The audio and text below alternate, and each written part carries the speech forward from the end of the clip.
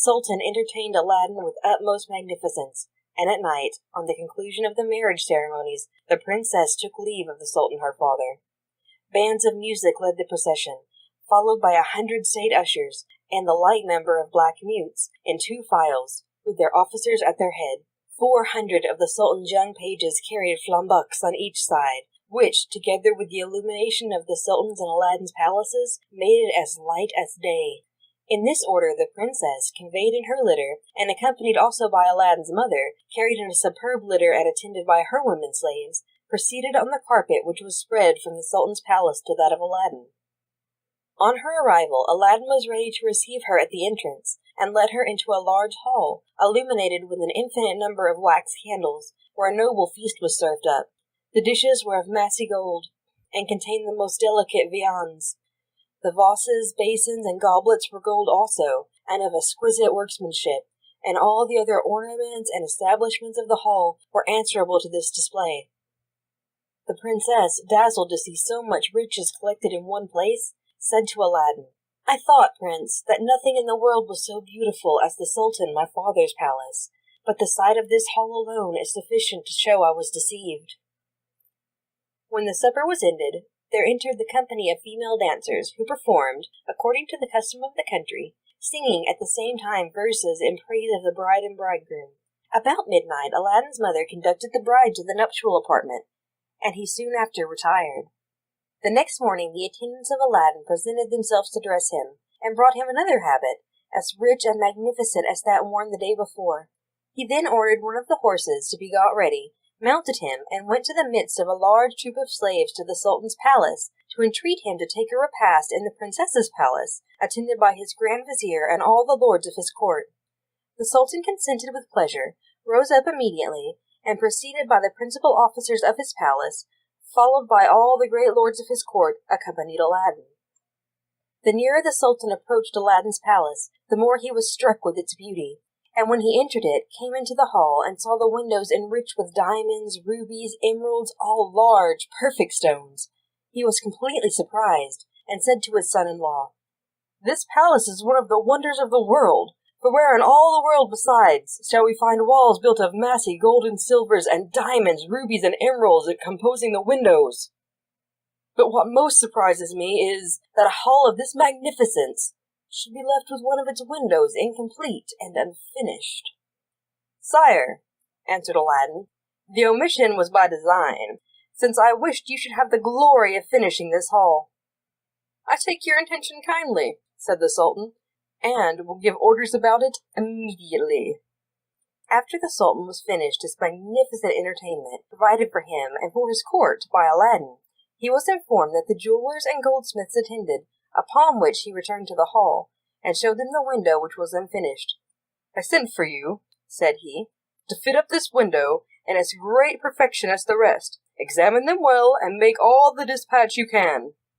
The jewelers and goldsmiths examined the 23 windows with great attention, and, after they had consulted together to know what each could furnish, they returned and presented themselves before the Sultan, whose principal jeweler, undertaking to speak for the rest, said, "Sire, we are all willing to exert our utmost care and industry to obey you, but among us we cannot furnish jewels enough for so great a work." "I have more than necessary," said the Sultan.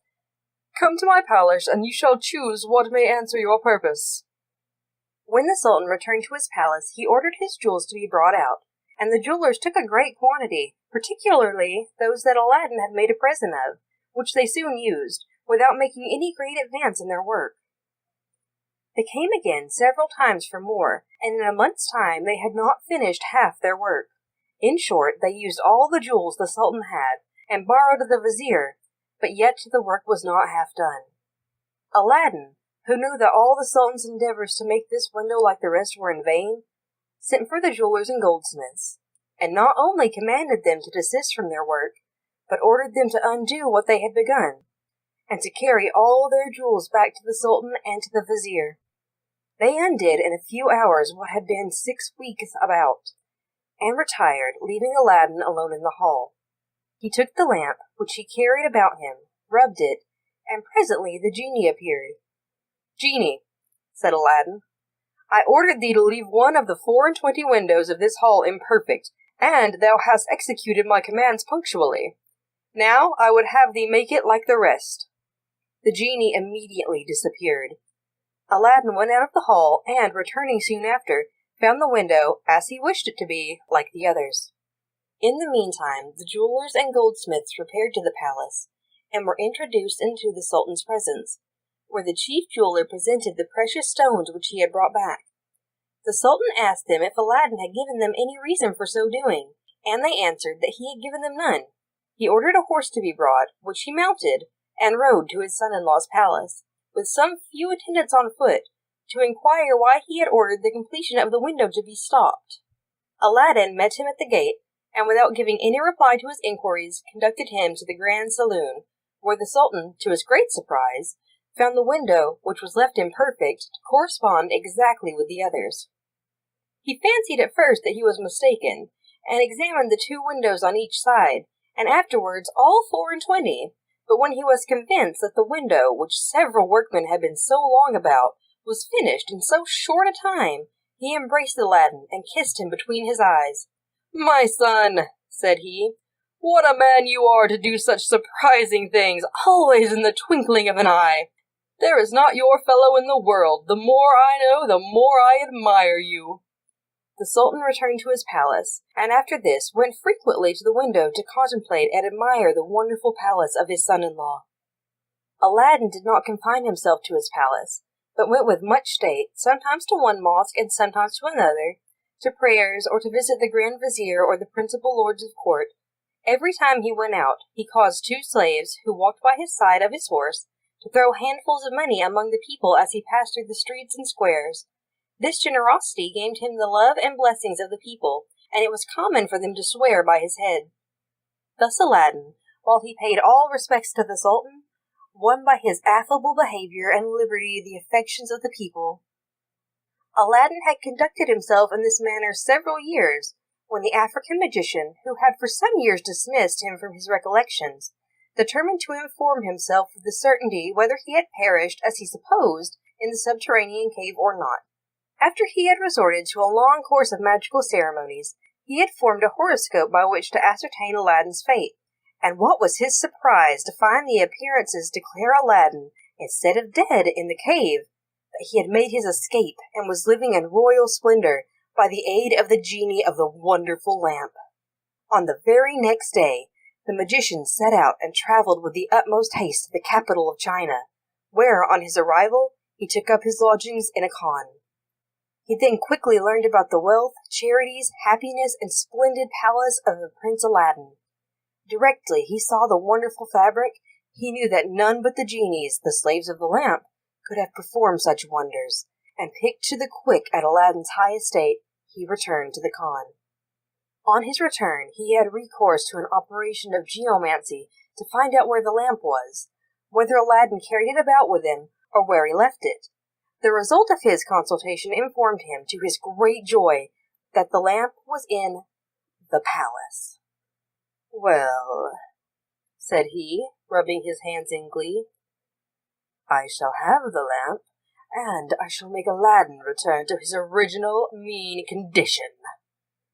The next day the magician learned from the chief superintendent of the khan where he had lodged that Aladdin had gone on a hunting expedition, which was to last for 8 days, of which only 3 had expired. The magician wanted to know more. He resolved at once on his plans. He went to the coppersmith and asked for a 12 copper lamps. The master of the shop told him that he had not so many by him, but if he would have patience till the next day, he would have them ready. The magician appointed his time, and desired him to take care that they should be handsome and well polished. The next day the magician called for the 12 lamps, paid the man his full price, and put them into a basket hanging on his arm. He went directly to Aladdin's palace. As he approached, he began crying, "Who will exchange old lamps for new ones?" As he went along, a crowd of children collected, who hooted and thought him, as did all who chanced to be passing by, a madman or a fool, to offer to change new lamps for old ones.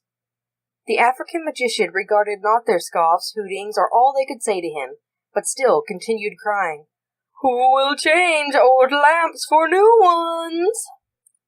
He repeated this so often, walking backward and forward in front of the palace, that the princess, who was then in the hall with the 24 windows, heard a man cry something, and seeing a great mob crowding around him, sent one of her women slaves to know what he cried.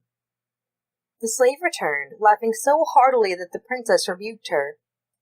"Madam," answered the slave, laughing still, "who can forbear laughing to see an old man, with a basket on his arm, full of new fine lamps, asking to change them for old ones." All right. So these children and mob crowding around him, so that he can hardly stir, and make all the noise they can in derision of him. Another female slave, hearing this, said, "Now that you speak of lamps, I know not whether the princess may have observed it, but there is an old lamp upon the shelf of the Prince Aladdin's robing room, and whoever owns it will not be sorry to find a new one in its stead. If the princess chooses, she may have the pleasure of trying if this old man is so silly as to give a new lamp for an old one, without taking anything for exchange." The princess, who knew not the value of this lamp, and the interest that Aladdin had to keep it safe, entered into the pleasantry, and commanded a slave to take it and make the exchange. The slave obeyed, went out of the hall, and no sooner got to the palace gates than he saw the African magician, called to him, and showing him the old lamp, said, "Give me a new lamp for this?" The magician never doubted that this was the lamp he wanted. There could be no other such in this palace, for every utensil was gold or silver. He snatched it eagerly out of the slave's hand, and thrusting it as far as he could into his breast, offered him his basket, and bade him choose which he liked best. The slave picked out one and carried it to the princess, but the change was no sooner made than the palace rung the shouts of children, deriding the magician's folly. The African stayed no longer near the palace, nor cried any more, "New lamps for old ones," but made the best of his way to the Khan. His end was answered, and by his silence he got rid of the children and the mob. As soon as he was out of sight of the two palaces, he hastened down the least frequented streets, and, having no more occasion for his lamps or basket, sat all down on a spot where nobody saw him. Then going down another street or two, he walked till he came to one of the city gates, and, pursuing his way through the suburbs, which were very extensive, at length reached a lonely spot, where he stopped till darkness of night, as the most suitable time for the design he had in contemplation. When it became quite dark, he pulled the lamp out of his breast and rubbed it. At that summons the genie appeared, and said, "What wouldst thou have? I am ready to obey thee as thy slave, and the slave of all those who have the lamp in their hands, both I and the other slaves of this lamp." "I command thee," replied the magician, "to transport me immediately, and all the palace which thou and the other slaves of the lamp had built in this city, with all its people in it, to Africa." The genie made no reply, but with the assistance of the other genies, the slaves of the lamp, immediately transported him and the palace entire to the spot whither he had been desired to convey it. Early the next morning, when the Sultan, according to his custom, went to contemplate and admire Aladdin's palace, his amazement was unbounded to find that it could nowhere be seen.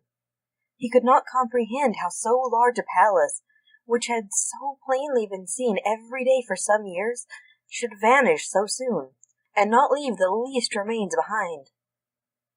In his perplexity, he ordered the Grand Vizier to be sent for with explanation. The Grand Vizier, who, in secret, bore no goodwill to Aladdin, intimidated his suspicion that the palace was built by magic, and that Aladdin had been made his hunting excursion an excuse for the removal of his palace with the same suddenness with which it had been erected.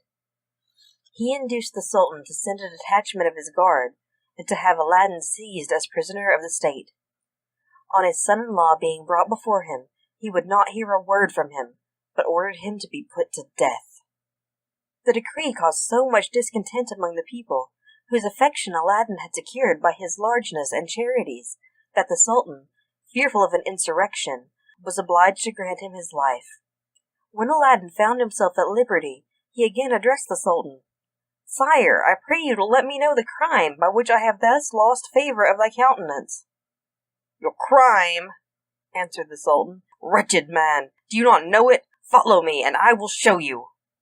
The Sultan then took Aladdin into the apartment from whence he was wont to look at and admire his palace, and said, You ought to know where your palace stood. Look, mind, and tell me, what has become of it? Aladdin did so, and being utterly amazed at the loss of his palace, was speechless.